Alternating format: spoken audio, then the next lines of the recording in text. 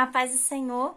Nós estamos estudando sobre a tentação e nós vamos dar continuidade ao nosso estudo de hoje, como vencer a tentação. E nós falamos das fontes de tentação, o diabo, o mundo, a carne. Nós falamos o que é a tentação. Ser tentado não é o pecado, mas pecado é cair na tentação. E nós vamos ver agora sobre o caminho para a vitória. Então, se uma das fontes da tentação é o diabo, vamos ver como nós vamos vencer o diabo, certo? Primeiro ponto, o diabo foi vencido na cruz por Jesus Cristo. Então, nós só vencemos o diabo porque Cristo venceu, né? E também nós vamos ver aqui quais as armaduras que nós temos para essa batalha, que são armaduras espirituais e poderosas em Deus. Então, em Efésios 6, nós vemos assim, Efésios 6, do versículo 10 em diante. Finalmente, fortalecei-vos no Senhor e na força do seu poder, do poder de Cristo. Nós não somos poderosos, é Jesus Cristo que é poderoso em nós. Revesti-vos de toda a armadura de Deus para poderdes permanecer firmes contra as ciladas do diabo, né, as tentações. Pois não é contra carne e sangue que temos que lutar, mas sim contra os principados, contra as potestades, contra os príncipes do mundo dessas trevas, contra as hostes espirituais da iniquidade nas regiões celestes. Portanto, tomai toda a armadura de Deus para que possais resistir no dia mau e, havendo feito tudo, permanecer firmes.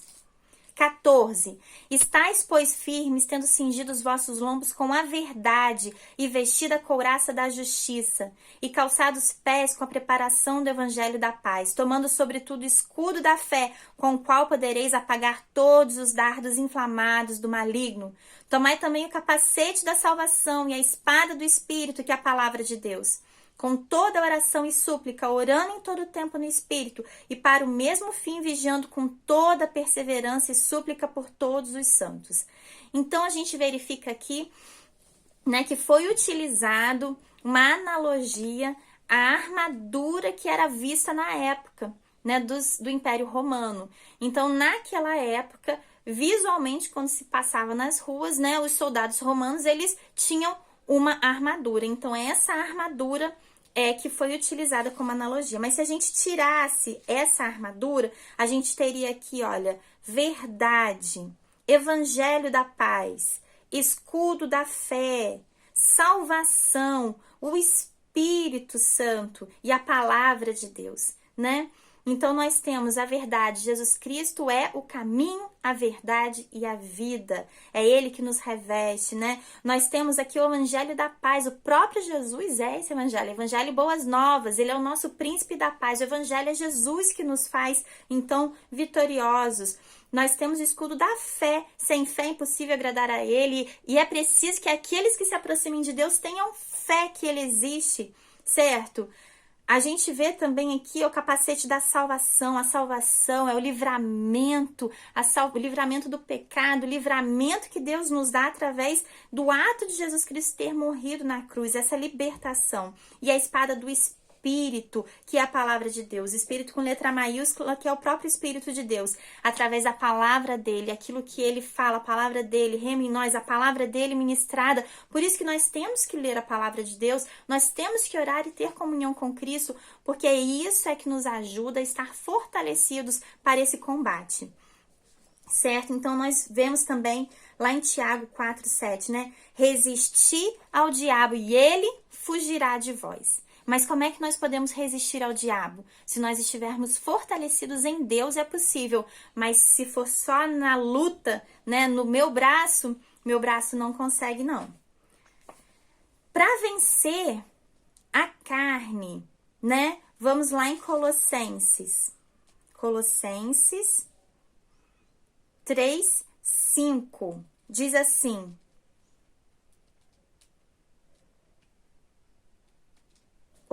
Colossenses 3:5, eu estava lá em Filipenses, perdão, 3:5. Exterminai, pois, as vossas inclinações carnais, a prostituição, a impureza, a paixão, a vil concupiscência e a avareza, que é a idolatria, pelas quais coisas vem a ira de Deus sobre os filhos da desobediência. Então a gente vê aqui a palavra desobediência, né? Obedecer a Cristo, para que nós possamos acertar o alvo sempre e tirar, exterminar essas inclinações. Tem uma piadinha que a gente costuma contar, né? Tava vindo lá o rapaz, o português na piada, né? Mas para não falar que a gente é contra o português, né? Tava vindo lá o rapaz e ele sempre que passava por um lugar, ele escorregava na casca da banana, né? E um dia ele já tinha virado a esquina, quando ele olhou a casca da banana, ele falou assim: ih, ora pois, lá vou eu outra vez. Ou seja, antes de chegar na casca da banana, ele já sabia, porque ele não se desviava, ele simplesmente passava pelo caminho dele, né? Então, exterminar as inclinações é justamente isso. Se você sabe que é tentado naquilo, se você sabe que você é tentado na bebida, que você bebe até cair, então você não vai passar na frente de um bar. Se passar, você não vai parar, né? Você vai exterminar, você vai se afastar daquilo que pode ser utilizado contra você. Nesse ponto são as fraquezas. E quando você está passando por momentos que você não tem uma fraqueza específica, né? Mas você percebe que ali existe uma tentação, então você vai parar, né? Você vai sopesar as suas atitudes, porque quando nós estamos num momento mais vulneráveis, então a gente precisa estar mais atento ainda para a gente não cair em tentação. Então é justamente isso, tira as inclinações, né? Se você tem inclinação para alguma coisa, você se afasta daquilo, se afasta dos amigos, né? Ah, é drogas. Você tem amigos que se drogam, se afasta de amigos que se drogam, né? Procure outro círculo de amigos. Deus abençoa com outras pessoas, né? Pessoas com confiança também, para que você possa se abrir e dizer: olha, eu tenho essa dificuldade, preciso de ajuda nesse momento. Deus abençoa, né? Se você tem qualquer inclinação, você deve evitar. O primeiro ponto é evitar. Enquanto isso, você vai alimentando seu espírito, né? E Deus, na graça dele, ele vai te dar graça para que você possa vencer as tentações, para que no momento que você for tentado, não caia, né? E não cometa o pecado. Certo? Nós somos pecadores, né? A natureza é pecaminosa. Certo? O crente que eu digo, aquele que é nascido de novo, ele não peca habitualmente, mas a nossa natureza, ela e a Bíblia fala, né? A nossa luta é contra, né? A carne e o espírito lutam porque um sobrepõe ao outro, e sabendo disso, a gente deve se preparar corretamente para vencer a carne, certo? Tem uma frase muito interessante que fala assim, ó: se você tiver compaixão de certos pecados em sua vida, você não vai conseguir vencer, né?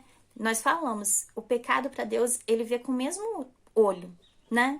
Nós é que colocamos na balança e achamos que um pecado é pior do que o outro, certo? Isso é do homem, essa comparação é do homem. Assim como Deus vê todos os seus filhos iguais e a gente é que acha que um é mais especial do que o outro, tá errado, né? O pecado também é qualquer coisa que te afasta de Deus, ele te afasta. Não é um pecado que te afasta mais ou menos, ele te afasta, o pecado te afasta. Então, se tiver compaixão de algum pecado da sua vida porque considera pequena, pouca coisa, então esse já é um erro que você precisa aniquilar da sua vida. E para vencer o mundo, 1 João 2,15 diz assim, olha: não ameis o mundo nem as coisas que há no mundo. Se alguém amar o mundo, o amor do Pai não está nele. Então, não vos conformeis com este mundo, transformai a vossa mente, né? Então vamos transformar a nossa mente no Espírito de Deus. A Bíblia fala que a partir do momento que nós somos nascidos de novo, Deus nos dá a mente de Cristo. E a partir do momento que nós temos essa mente, nós podemos ter a transformação de toda a nossa vida, de toda a nossa mente, de como nós devemos andar, de como nós devemos prosseguir. Certo? E olha que interessante, em João 17,15, na oração de Jesus, Jesus ora assim, olha: Deus, não peço que os tire do mundo, e sim que os guarde do mal. Então, Jesus Cristo já estava orando por nós, né? A Bíblia fala que naquela oração ele falou assim: eu estou pedindo por todos aqueles que hão de acreditar em mim, e não peço que os tire do mundo, mas que os livre do mal. Né? A tentação vai fazer parte da nossa vida, vai, mas nós somos mais do que vencedores por aquele que nos amou em Cristo Jesus. E é essa a vitória que vence o mundo, a nossa fé. Então nós temos que ter fé que a ação que Jesus Cristo começou, ele é fiel para completar e completar com vitória na nossa vida. Outra frase da revista que é muito interessante, vale a pena ser dita, né? A dedicação é que vai determinar quanto eu vou amar. Se o tempo investido com a igreja, com a Bíblia, com a obra de Deus é maior ou menor que o tempo que gasto com as coisas do mundo, é sinal que o amor ao mundo está sendo maior. A dedicação é o que vai determinar, né? Eu lembro assim, quando eu tava namorando, né? Namorando não, meu marido, a gente tava se conhecendo. Ele saía do trabalho e aonde eu estava, né? Se eu tava estudando, ele ia lá na frente da faculdade me encontrar. Ele se dedicava, todo dia ele queria me ver, né? Ele me dava um presentinho. Era uma dedicação, ele estava dedicado porque era o que ele queria, né? E acabou em casamento, né? A mesma coisa. A sua dedicação é que vai determinar o quanto você vai amar. Se você quiser vencer a tentação, você deve se dedicar a não amar as coisas do mundo. Mas quanto mais você ama as coisas do mundo, quanto mais você se dedica às coisas do mundo, quanto mais você quer as coisas do mundo, então você deve ter cuidado, porque você está se afastando daquelas coisas que são importantes, né? E o amor de Deus não está aí. E aí você vai tentar, Shalom, mas o que é a coisa do mundo? Trabalha a coisa do mundo? Se ele estiver em primeiro lugar na sua vida, sempre, Deus vem em segundo, sua família vem depois, então você deve ter cuidado com isso sim. O trabalho em si não é mal, é uma bênção. Dali que vem, né? Digno é o trabalhador do seu salário, né? Deus determinou que nós fôssemos trabalhadores, sim.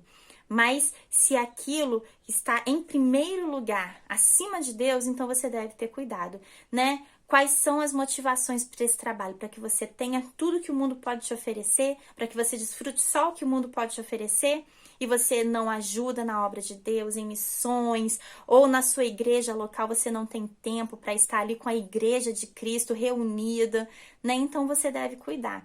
Ah, Xiaomi, ir no parque de diversões e amar as coisas do mundo? Se isso for a prioridade, se você só trabalhar para isso, para esse prazer, então deve ter cuidado com isso sim. Certo? E ficar de olho naquilo que aparece, porque aquilo que nós nos dedicamos mais demonstra o nosso amor, né? E se nós nos dedicamos pouco para as coisas de Deus, demonstra o quão pouco nós estamos interessados em Deus e naquilo que Ele tem a nos oferecer. Por isso que a mudança de vida é essencial. Então, hoje, você aprendeu, a tentação existe, né? Ser tentado não é o pecado. E eu falei aqui a respeito de um texto que a gente vai finalizar com ele, que é o texto lá em Tiago 4, que lá na primeira vídeo que a gente postou a respeito desse tema, sobre a tentação, a gente falou que iria se referir e vamos estudar para a gente poder complementar. Tiago 4:1 diz: "Donde vêm as guerras e contenda entre vós? Porquanto não vem disso dos vossos deleites que vós, nos vossos membros guerreiam? Cobiçais e nada tendes, logo matais. Invejais e não podeis alcançar, logo combateis e fazeis guerra. Nada tendes porque não pedis. Pedis e não recebeis porque pedis mal, para o gastardes em vossos deleites. Infiéis, não sabeis que a amizade do mundo é inimizade contra Deus? Portanto, qualquer que quiser ser amigo do mundo constitui-se inimigo de Deus. Ou pensais que em vão diz a Escritura, o Espírito que ele fez habitar em vós anseia por nós até o ciúme. Todavia, dá maior graça, portanto diz, Deus resiste aos soberbos, dá porém graça aos humildes. Sujeitai-vos a Deus, mas resisti ao diabo, e ele fugirá de vós." Certo? Chegai-vos para Deus e ele se achegará a vós. Limpai as mãos, pecadores, e vós de espírito vacilante purificai o coração. Senti vossas misérias, lamentai, chorai, tornai vosso riso em pranto e a vossa alegria em tristeza. Então, esse texto aqui, a gente verifica, né, o que Deus fala a respeito